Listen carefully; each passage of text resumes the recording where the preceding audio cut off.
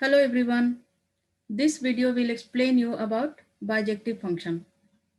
Please watch the video of function and relation types of function which I already uploaded on my channel, and in the end of the video I will give the link of the related video as end screen. You can click on that as well and watch it.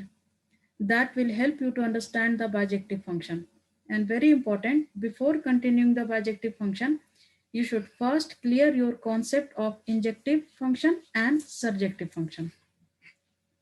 So here I will start to explain you about bijective function. The definition is a function is said to be bijective if it is both injective and surjective. Very important to uh, remember this thing. If you want to explain the bijective function and if you want to find out which function is bijective, that function should be injective and surjective both. The formal definition of bijective function is this one. The function fx tends to y is bijective if it is both injective and surjective. That is, if for all y belong to y is the codomain, the second element of the function, and this is x is the domain. So y belong to, so each element of here a b c d, each element of here represented by small y, and capital Y is the set here, this set, the codomain. There exists exactly one x belong to x. So this there exists for this is the image of something here. So there exists only one x belong to this capital X such that fx equal to y. What does that mean? This means that if I write down here 1 2 3, and one is image of 1 is a, image of 2 is b, image of 3 is c, but one element left here. So what is the codomain here? Codomain is, I explained you in my previous video, please go to that video. Codomain is here a b c and d. But what is range here? Range is here A, B and C only, which have arrow going towards it. The D have no arrow coming towards it. So this is this A, B, C, D, everything is codomain. But only element which have arrow going towards it, that will represented by range. But for bijective function, no element should be left here. There exists exactly one x belong to x such that fx equal to y. Let's understand the function by an arrow diagram. So here first set is x, second set is y, and element of x is a, b, c, d and f. Element of y is 2, 8, 10, 4, 6. So find out whether it is bijective function or not. So it is bijective function. If it is bijective function, if and only if each element of the codomain, which I explained you here, this is all the, this y is the codomain. Each element of the codomain, that is from set y, has exactly one arrow going to it. So it is a bijective function because no element left over here. So this is a bijective function. So let's understand this bijective function as if you have given a function as set of couples. So here set, this is a couple, this is a couple, and three couples I have given here, A1, B2, C3, and this is a function. Okay, so try to identify whether this is bijective function or not. So how to identify this is bijective or not? If a function is given as a set of couples, then it is bijective if all the second component, the second component is 1, 2 and 3, all the second component are different, like here 1, here 2, here 3. You can't say that here is 1 and here is 1 as well. So all three second components are different, and we should also remember that there should not be any element left in the codomain. So here I explain you, no element should left over here. So this is a bijective function. Now try to understand same bijective function if it is given as curve form. If you have identified the given curve is bijective or not, then it is bijective if and only if we draw a horizontal line here, we will draw a horizontal line here and try to identify whether it is bijective or not. So let's draw it. I'm going to draw two horizontal line here and one more. Let's draw it here. Okay. So now try to identify whether it is bijective or not. It is bijective if and only if each horizontal line in the codomain intersect the curve exactly once. It should intersect the curve, this curve, exactly once.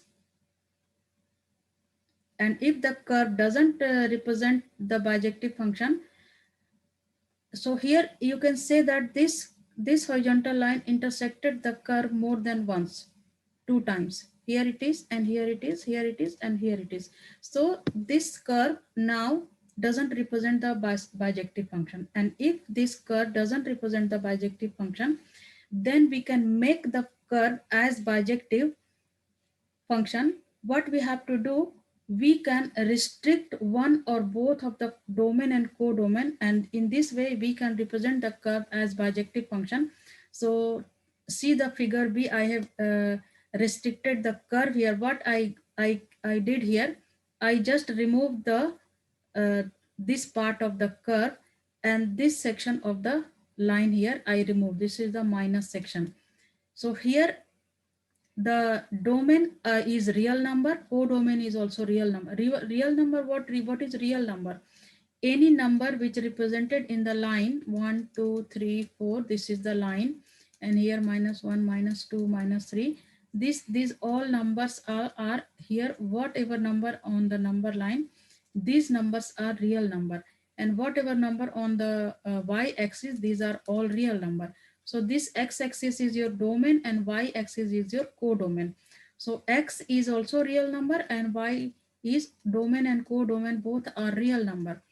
But what I have restricted here in the second figure, I removed the this part of the curve, this part of the y-axis, this part, left part of the negative part of the x-axis, negative part of the y-axis, and this part of the curve I restricted. I removed it. So what does that mean? If you draw the horizontal line now, just try to draw the horizontal line and check that if this is a bijective function or not.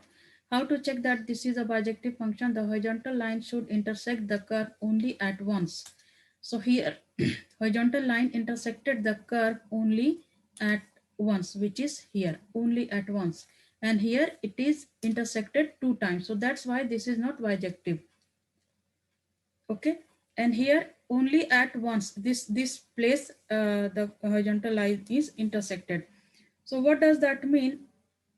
The domain, the x, capital X represent the domain, equal to the small x, whatever the small x, whatever element come inside the domain belong to real number such that x, real number, but such that x is greater than equal to 0. So only this part I have given here. I restricted, I removed the negative part. And same y is the codomain, which is here, which is y is the codomain. Here also y, what I did, y belong to real number. Here all real numbers. Y belong to real number, but that real number in the y in the codomain is will be now greater than equal to 0. So now B part is, which is this curve represent the bijective function. So we restricted the domain and codomain both here and made this function as bijective after restricting. Now this question, we will try to solve this question. Here is the question. Show that the function f of domain and codomain, which is real to real number, both have real number. X fx tends to, this is the function given, 3x minus 2 over 3, and you have to find it out whether this function is bijective or not. You have to show that. How to do that? As I explained you in the beginning of the video, we have to prove that the function is injective first, and then we have to prove the function is surjective. Then if the function is injective and subjective both, that function will be bijective function. First, write the rule of the function as fx equal to 3x minus 2 over 3. This is the rule of the function given. Fx equal to 3x minus 2 over 3.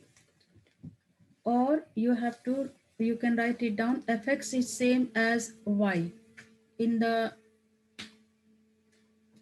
plane, this is x-axis and this represent fx, and this is same as y. So you can write it, this function, as y equal to 3x minus 2 over 3. So first step we will do for injective. We will now find out this function as injective function. We have to show first this function as injective and then surjective. Then we can prove that if the function is both injective and surjective, that the function will represent a bijective function. So first step will be, let small x1, which is element of codomain, small x1, small x2 belong to real number. So this is your real number. Then you have to find for fx1 and fx2. First write down the rule, then we will find out fx1 and fx2. So our rule is fx equal to 3x minus 2 over 3. This is the rule we have. Now we have to find out first fx1 and fx2. Find out fx1. How to find fx1? In place of x, we will substitute x1. So fx1 is equal to 3x1 minus 2 over 3, and fx2 is equal to 3x2 minus 2 over 3. Now we have fx1 and fx2. Now for injective function, we have to equate the fx1 and fx2. So equate it here, fx1 equal to fx2. Equate it and write down fx1, this one. So 3x minus 2 over 3 equal to 3x1 minus 2 over 3 and 3x2 minus 2 over 3. And from here, try to find out x1 and x2. What you can find it out from here. If you will find it out x1 is equal to x2, then you can say that this function is injective function. So here we can cancel it out, 3 and 3 from both the sides. So 3x1 minus 2 equal to 3x2 minus 2. So 3x1 equal to, bring this minus 2 over this side. Here we are going to use algebra. Plus 2, cancel it out. Plus 2 minus 2 will be cancelled. 3x1 equal to 3x2. And then x1 equal to 3x2 over 3. This will be cancelled. And then what we can find it out, x1 is equal to x2. This shows that x1 is equal to x2. This shows that this function is injective function. Now we have to prove that this function is a bijective function. And also before proving the bijective function, we have to show that this function is surjective function. Now for surjective function, second step will be,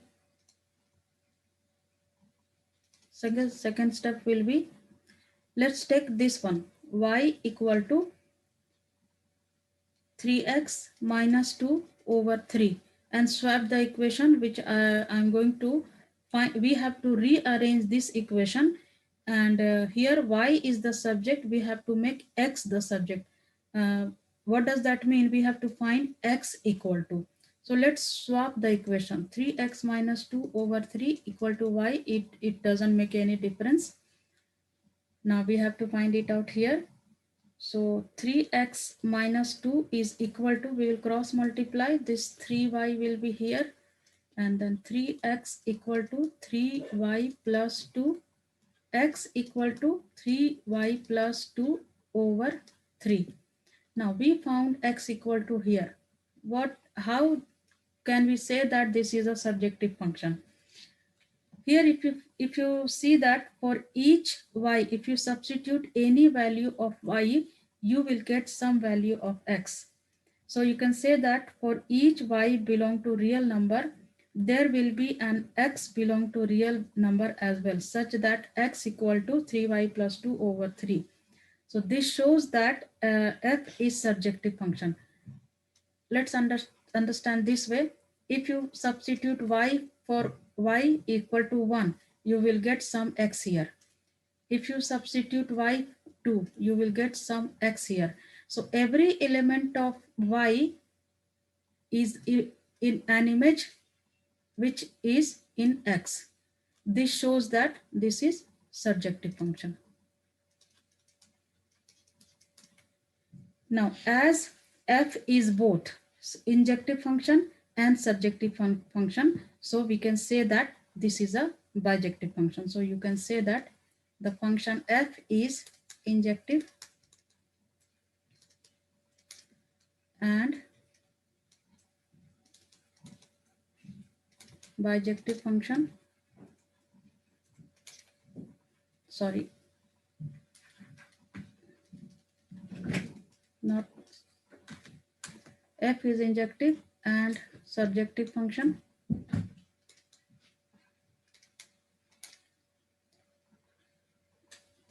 Both, then this shows that therefore this function is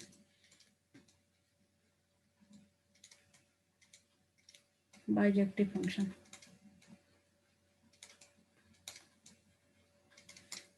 Okay.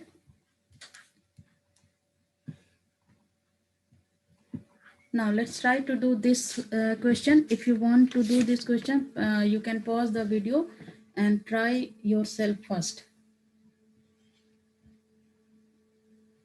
So this diagram shows a part of a curve which represent a function here. So clearly you can see that you can say that f of real number to real number. So domain is real number, this is real number, and this is also codomain is also real number. So first question here I have given state giving a reason whether or not this function is injective. Find out this function is injective.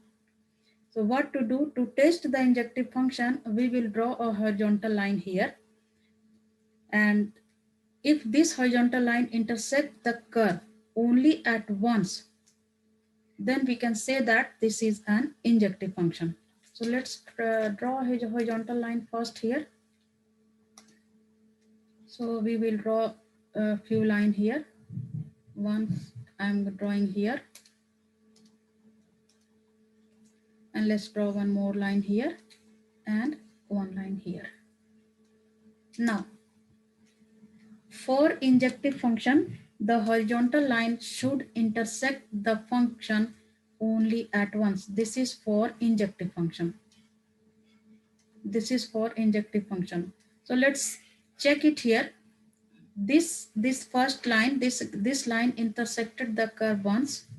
Here the line intersected the curve 3 times, and here the line intersected the curve once.